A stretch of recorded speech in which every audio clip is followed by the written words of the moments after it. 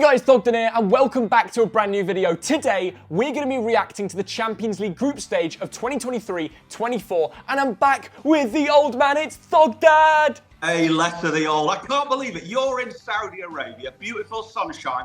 I'm in rainy London. How did that work out, lad? Dad, I'm here for the Classico. This match vlog is going to be crazy. Make sure you hit the like on that new video, but I'm going to let you set the like target for this one. Oh, you're a nice lad, and because of that, 9,578. I love that. The first video we brought back for the Champions League, we hit 10k likes thanks to Lucky Amro, 9k likes for Thogdad. That would be incredible. Shall we talk about Group A? Oh my goodness, yes. Bayern Munich, Manchester United, FC Copenhagen, and Galatasaray, Theo. I'm going to start by saying Harry Kane is playing an English club. This is what we wanted to see. I predicted it in my Champions League draws, and it's actually happened. Are you a mug? Yes. I mean, this is a fascinating group. I mean, you look at this, Theo, and you think straight away, Bayern Munich and Man United should get through. But I tell you what, the Copenhagen fans, they are nutty, and they will love this group. Absolutely. And Galatasaray, Dad, I was there when they played Barcelona in the Champions League, or it was actually Europa League last year. It's insane. Everybody stands. They create carnage in Istanbul. I think Manchester United are not going to be looking forward to going to Allianz Arena, but to travel to Copenhagen against their fans and Galatasaray, this is going to have some of the most cracking atmospheres in the tournament. I mean, of those teams, Theo, probably FC Copenhagen are the weakest in the whole of the competition. But that doesn't mean they can't make a couple of surprises. I remember a few years ago, I went to a game where they beat Celtic at their own park, and they travel well. Their fans love coming together. They love drinking. And I think it's going to be difficult for them. Galatasaray won the Turkish league. They're stronger than ever. Manchester United, they've had a few blips at the start of the Premier League. They just edged out Nottingham Forest. They lost to Tottenham away. Do you think United are going to struggle with the Champions League games added on? They should get through this group. They are ranked 7th by the bookies out of the 32 teams. Bayern Munich are ranked 2nd. So the bookies and a lot of pundits think that Bayern Munich, with Harry Kane, can win the whole tournament. Would you agree with that? I would agree they can win it this year, and I'm a massive fan of Harry Kane. You know I love that guy more than anybody else, apart from Lionel Messi, but he's just a GOAT. Tuchel can make him score goals against the biggest teams like Manchester United. We see Bayern in that final no matter what, and I think we know who they're going to face there. So Thogdad, we agree on Group A, but shall we move on to Group B? Let's do that, which is Sevilla, Arsenal, PSV Eindhoven, and Lens of France. Now, you've got to say, this is a good group for Arsenal, isn't it? Yeah, it's a brilliant group. I think they're gifted here.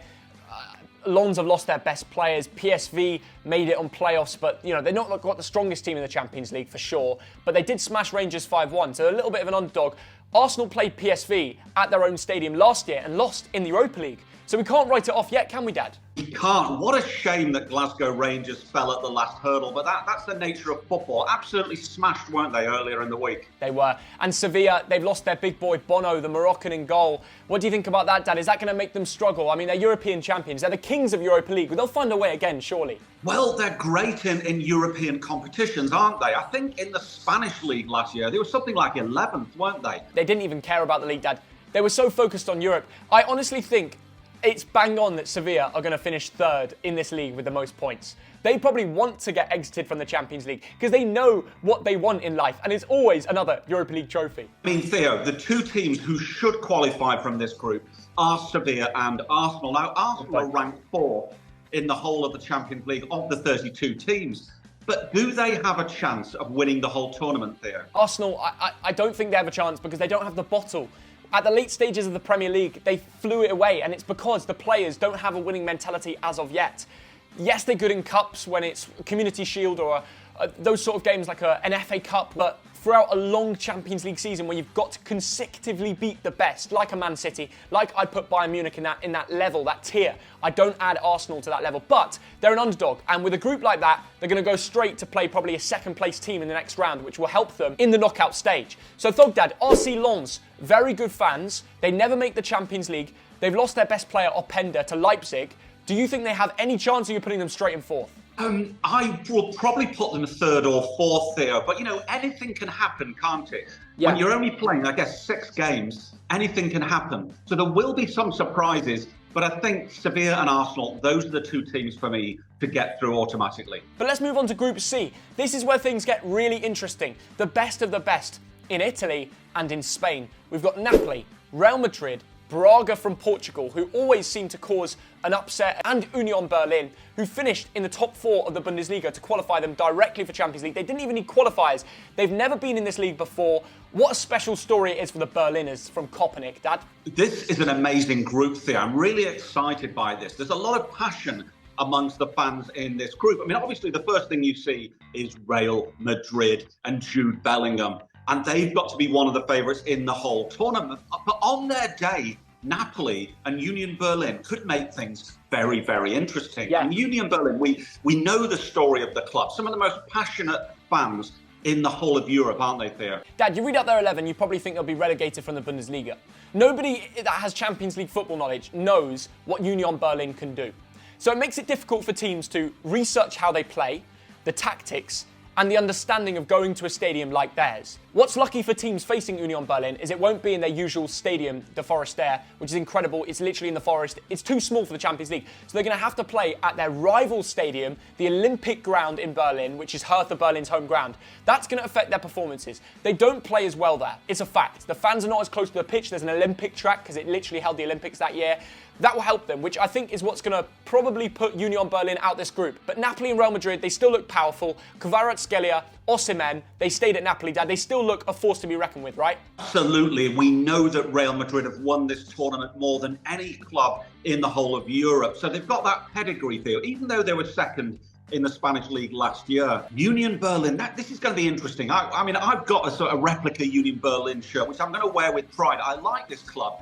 I hope they can surprise. But you've got to say Napoli and Real Madrid to get through. So let's move on to Group D, Dad. Do you want to read this one out? Benfica, Inter Milan, RB Salzburg and Real Sociedad. That's an interesting group, Theo. I mean, Benfica, for a start, they can surprise in this tournament, can't they? Yeah, they can. Benfica, they've lost their key player, Enzo Fernandez, last year, so we're not going to see him in a Champions League run. He was a very good position in the squad that caused such a mad upset to finish in the top 2 with a group of PSG and Juventus. Everybody in the predictions last year, every creator, pundit said Benfica are going 3rd or 4th. They came 2nd. If they can do this again, it wouldn't surprise me. Now they've got Kokshu as well to add on from Feyenoord, which will replace Enzo Fernandez. I'm really excited to see what they can do because from this group, they could top it. Overall, I look at these 4 teams, Theo, and I think that any of these teams can beat any of the other teams on their day. I think this could be a very close group. Yeah. I mean, according to the bookies, it's going to be Inter Milan and Benfica. But do not write off Sociedad and don't write off RB Salzburg, particularly at home in Austria, Theo. Salzburg will have 3 or 4 different players in this Champions League tournament that we didn't know the name of, and now they're going to be the next big thing. Because the way that academy system works, the training facilities at RB Salzburg, run by Red Bull, they were literally created as Red Bull Salzburg. And it doesn't surprise me that they have such a good understanding of which players are going to be the next big thing. So looking forward to seeing how they do. Real Sociedad have just got Kieran Tierney. Mad signing, but he's going to play. It's going to be interesting to see him back in the Champions League. So a great group, but I agree with you, Dad. Benfica and Inter, I do favoritise them as to go through. Group E, and I absolutely love this group, Theo. Feyenoord, Atletico Madrid, Lazio and Glasgow Celtic. There are some amazing fans in that group. Now, let's start off with Scotland. I mean, of these 4 teams, the bookies are saying that Glasgow Celtic are the weakest, but don't say that to a Celtic fan, Theo. Good luck going to Celtic Park and coming away with 3 points is what I'd say. As soon as that You'll Never Walk Alone is sung, you know it's a wrath. It's such a crazy atmosphere out there. To fly to Glasgow in itself, to turn up to the ground, it could be a wet, windy night.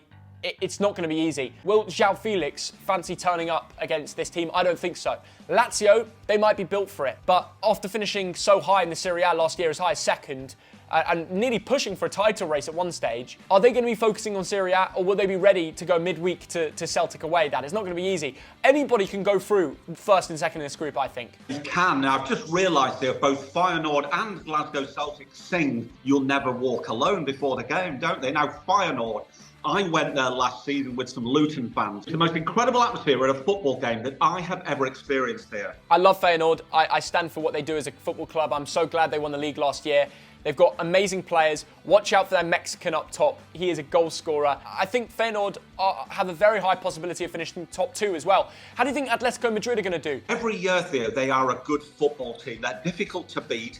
They are ranked 10th out of the 32 teams. So according to the bookies, they win this group. Never write them off. Off the top of my head right now, I'm thinking Feyenoord and Atletico Madrid. Do you agree? I'm thinking Atletico Madrid and either Feyenoord or Lazio. I don't think Celtic have enough in the tank. I'm sorry about that. Of course, I'm going to be supporting them of these 4 teams. Group F. Madness. Group of death, people are calling it.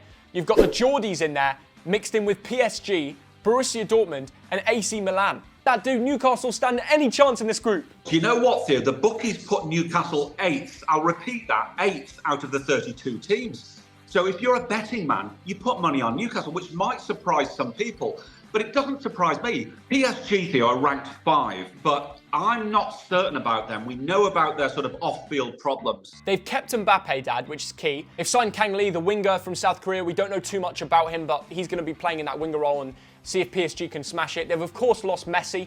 Will they go for the Champions League? No, I don't think they can win it this year with that squad. But it is very strong. You've got Skriniar now at the back.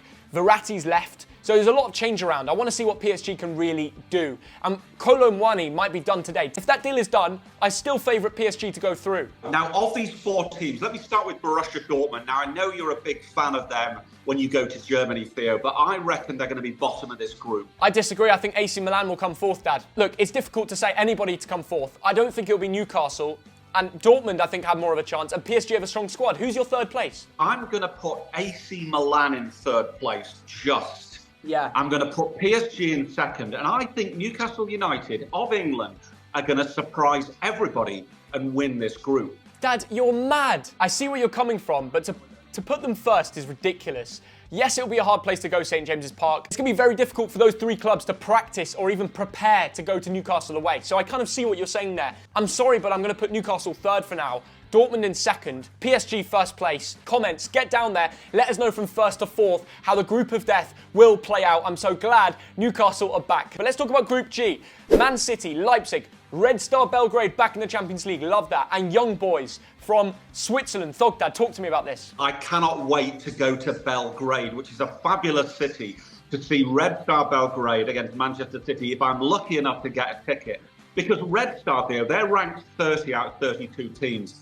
But again, don't tell the fans because they are passionate. Belgrade is a very, very difficult place to go, isn't it? This is the strongest Red Star Belgrade team we've seen in my lifetime. Not your lifetime because they won a Champions League. But they've got a great squad. Lots of new players have come in. They smashed Fiorentina 5-0 in a pre-season. I'm really excited to see what they can do. Young boys, I don't know too much about them. They played Manchester United, caused an upset last year at their own stadium. Not an easy place to go. They've got good fans.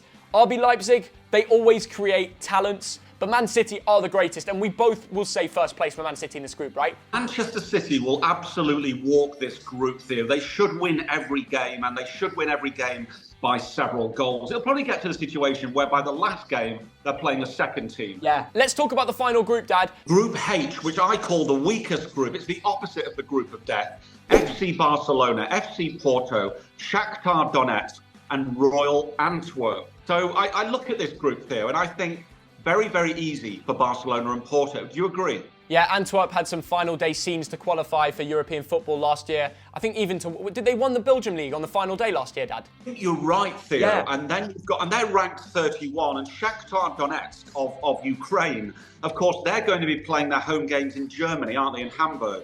Yeah, they are, which is not going to be easy, but Hamburg it's a big stadium. Will they fill it? I don't know. I worry about Shakhtar because they do have some young talents that they've let go.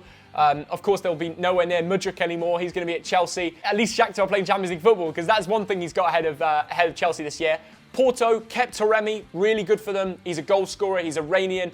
They bring an audience. They bring fans. But, Dad, nobody can go near FC Barcelona. Pedri Gavi, 1 year older. Lewandowski in the Champions League loves to cook. We both agree they're going to top this group. We do, Theo. Now, obviously, Barcelona won the Spanish League by a country mile last year. It's going to be more difficult this year. But in the Champions League, they're always going to be there or thereabouts. I think Barcelona and Porto qualify very, very easily, Theo. Yeah, completely agree with Barcelona and Porto, Dad. And that wraps up this video. Thank you for watching. Hopefully we get 9,000 likes. I'll see you back in England very shortly soon, Dad, and we'll plan which Champions League games we need to go to, because talking about these games makes me want to book some trips up. Let us know in the comments, which games should I not miss this year? And subscribe, because we're taking over the Champions League. This is the home of Champions League content, Thogden YouTube channel. Thank you, Thogden. See you in a bit.